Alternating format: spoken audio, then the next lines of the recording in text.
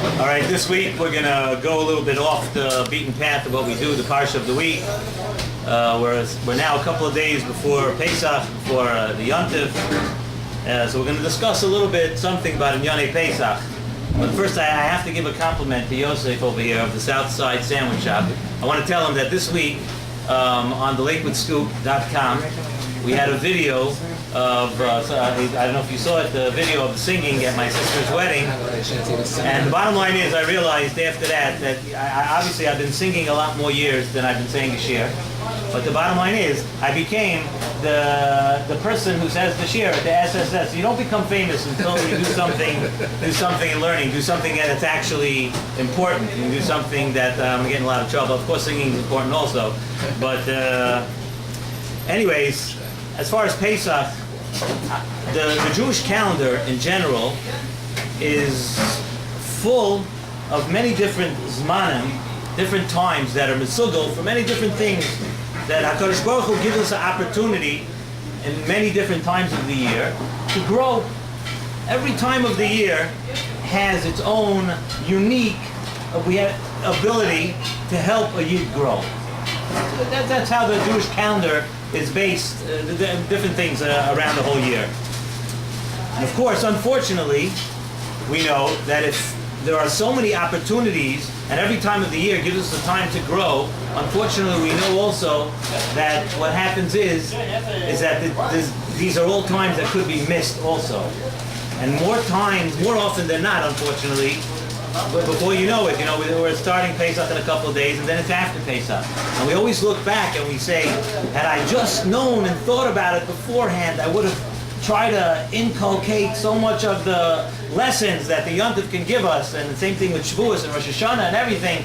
And so unfortunately we missed. So that's what we're doing here tonight, to warn you that in a couple of days Pesach is coming. And there are so many things that we could get out of the Yontif of Pesach. We're going to discuss one or two of them tonight. But here, from the Southside Sandwich Shop, we are going to be ready for Pesach. All our wives are home, they're cleaning, and they'll be ready for Pesach, of course, in their way, and we'll all be helping out as soon as we get home. But we're going to be ready in another way. Take a look. The Shiur Shalom brings down, by Pesach, a Maimar Tzadikim that's very interesting. It says like this: Leil Shimurim hu kemoi Yom HaKippurim. Leil Shimurim, the night of the Seder in Eretz Yisrael, it's one night. Here we have two nights. But Leil Shimurim is like Leil Yom Kippur. If you think about it, it's very interesting to note, many times people that are very, very far from Yiddishkeit, if you ask them, and I can tell you from business also, there are two times of the year that even people who are very, very far from Yiddishkeit or haven't gotten here yet, there's two things that they'll observe. Yom Kippur night they'll be in shul, and Seder night they'll have Mrs. Adler's gefilte fish or whatever it is, or the borscht, but they will celebrate, they'll have the murah, they'll have the matzah, these two things. So it's an interesting thing to know that when you say Leil Shimurim, there's two things that are ingrained in a yid, the Yom Kippur and Pesach. And even though Lamaisa we're not Nevi'im, and then people, but the heart of a Yid, we're B'nai Nevi'im. A Yid who's far knows how important Yom Kippur and Pesach are. What is something that's common, that we have in common on Yom Kippur and Pesach? On both nights, on Yom Kippur the entire day, but on the night of Pesach, we wear kittel. We wear white. And what does white show us?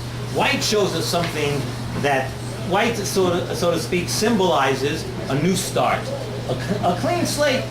And that's something the many Svarim bring down, that Pesach and Rosh Hashanah and Yom Kippur both give us this opportunity to have a clean slate. But there's one very important difference. The new slate that we get on Yom Kippur comes Isarusa de Lamata. In other words, we have to work. Yom Kippur, you have to do tshuva, you have to be misvadeh, you have to kabbalas ala asid, you have to do all these things for Yom Kippur, and then HaKadosh Baruch Hu tells you that you're going to do tshuva, l'fnei Hashem Yitaru, that then you have a new slate. But Pesach has something which it's a bracha for us. Pesach has something in a way which is even more than Yom Kippur, that you don't have to do so much. Pesach night, you have to just be conscious of what the Seder is, and remember about Yetzias Mitzrayim, and all those kind of, and then all the things that happen on Pesach, and from Min HaShamayim, HaKadosh Baruch Hu gives you a new chance. HaKadosh gives you a new slate. And that's just from Siyata D'Shmaya from HaKadosh Baruch Hu. So therefore, both on Pesach night and Yom Kippur, we were a kittel to symbolize that. But there's a special Siyata D'Shmaya that you have Pesach, which could be even more than on Yom Kippur. I actually heard a beautiful pshat this week from someone that I go to a shiur every morning, every night, Rav Lezer Avner. He said a beautiful pshat this week, the comparison between the Yom Noraim and Pesach. He says on Rosh Hashanah, many people, it's brought down halacha, people are makbid not to eat walnuts on Rosh Hashanah. What's another thing we do on Rosh Hashanah? Rosh Hashanah we go to a body of water and symbolically we take our averis, we throw it into the water and we throw it out. So that's what we do on Rosh Hashanah, right? We don't eat nuts. He says on Pesach we're dafka makbid to do the opposite. I happen to be allergic to nuts, so I can't do it. But on Pesach night, we take walnuts, and it's brought down to put walnuts in the charoises. We also do mayim she'uvim. We take the water, we draw the water out and bring it back to us on Pesach. And with that, we make our matzahs. Why? Because on Pesach, we have even a bigger siyata d'shmaya with the walnuts, with the water that we're drawing back out of the ground. We're still bayteach that HaKadosh Baruch Hu is going to give us this siyata d'shmaya if we're taka conscious of it and we think about it, that HaKadosh Baruch Hu is going to give us this help and give us this siyata d'shmaya to taka start off with a clean slate.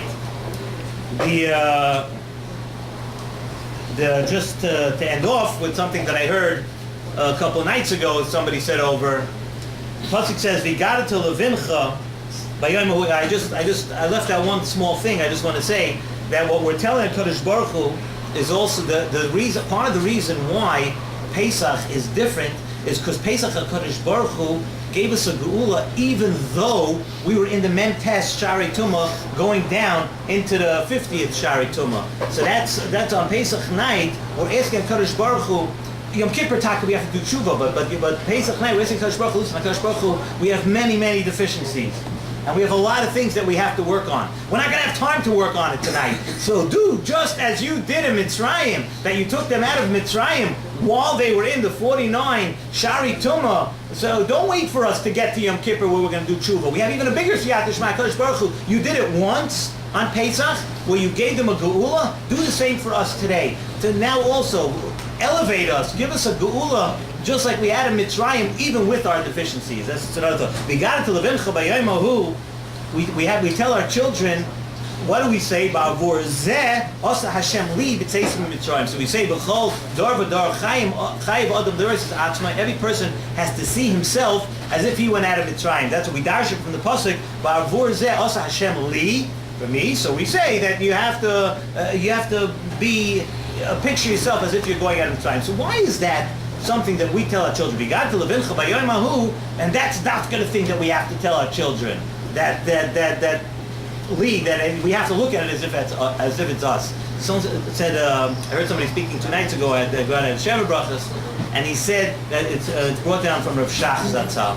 Rav Shach says that a parent has to know, someone who's leading a seder, someone that has a family, someone that wants to have a family, he has to know that before you tell other people, and you want to darshan to other people what to do, you first have to know that chayvan luris is atzmai. First, you have to see yourself. In other words, you can't teach your children if you don't see yourself also in that position.